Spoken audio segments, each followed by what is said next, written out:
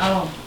Now, Renee. Is it your turn now? I guess that meant it was my turn. Okay, Yes. this I know how to do, because this we eat 3 times a week at my house. My husband even cooks this. Not this particular. Why did you choose this one, Mom? These are mini farfalle, Yeah. little butterfly. Oh, is that what it means? Farfalle? Yes. You kind of don't want to dump it all in at once, because then they'll stick. That's what the salt is for. Sometimes my mom puts a little drop of olive oil in there too, huh, Mom, so it doesn't stick. So why You're did... gonna want to mix it when it gets in there, otherwise they'll all stick, and you're gonna have one big butterfly. So do you cook for Renee often? Does she come over to eat a lot? Lately, no, but I used to do at least couple times a week, isn't it, Renee? Yeah, lately, even Doug says what's up with Nona?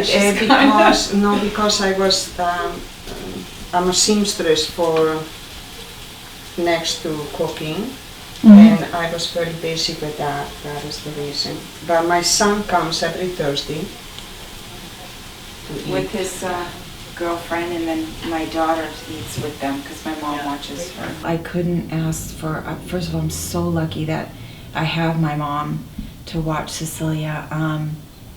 And I feel like my mom is raising Cecilia or takes care of Cecilia a little different than when she was more uptight when she was raising us as kids. She was a little more high-strung. Do you agree with that? Yes. Yeah. Yes. She was. Were you overwhelmed? Yes, definitely.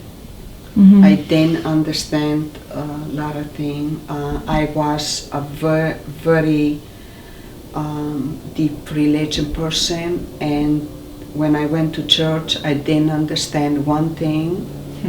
I became very confused, and it was hard, very difficult. So did you guys cook together when Renee was growing up?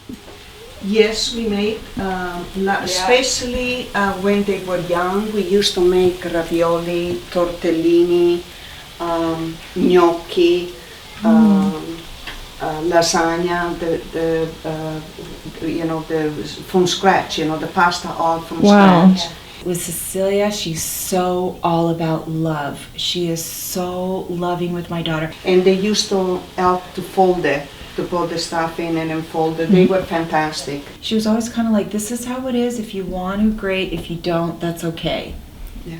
She never forced us. Renee, did you want to learn how to cook? Were you interested in it? Was I, Mom? Not really. I kind of was always into something else, I was always busy doing something. I don't know. I was a little disappointed when none of my children graduated from college because that was my dream. I was, a person that the little bit that I went to school, I put everything I had in it.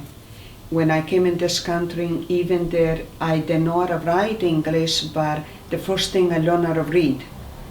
And I couldn't believe it, the people that lives in a country like this one then take the opportunity to achieve more.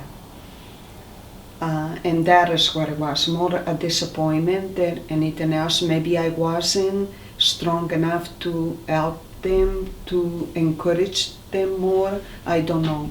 So- Only Renee could tell you that.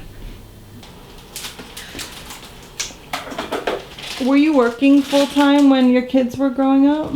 I'm a seamstress. I used to work at home, and sometimes I did a lot in the evening when I put them to bed, because sewing. But we did decide for me to stay home and take care of them because they are 3 and 3 years. They were all small and would have been too much for us. Because I came from Italy, did not have a professional job. It would have been foolish for me to go and work and pay somebody to take care of my children. Then I decided to do it in that way, but by doing the sewing at night, I was able to help, the family. Yeah, and she took us to school, picked us up from school. We were Yes. here after school.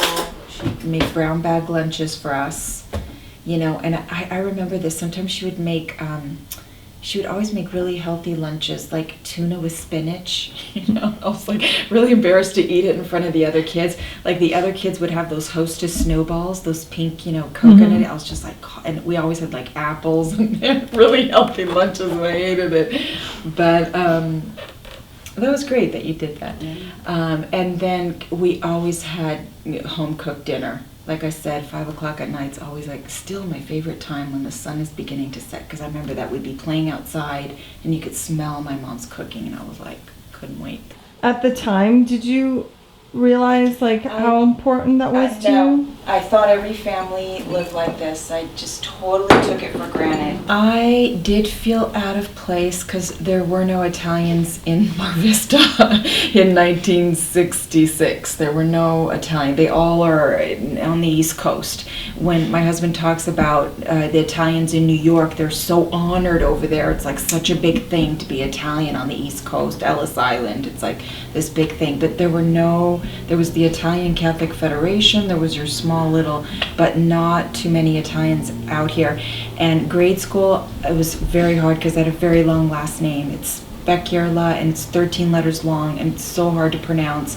And every time it came around to me and I heard the S's and I knew my name was coming, I knew the teacher was going to mispronounce it, my face would just turn beet red.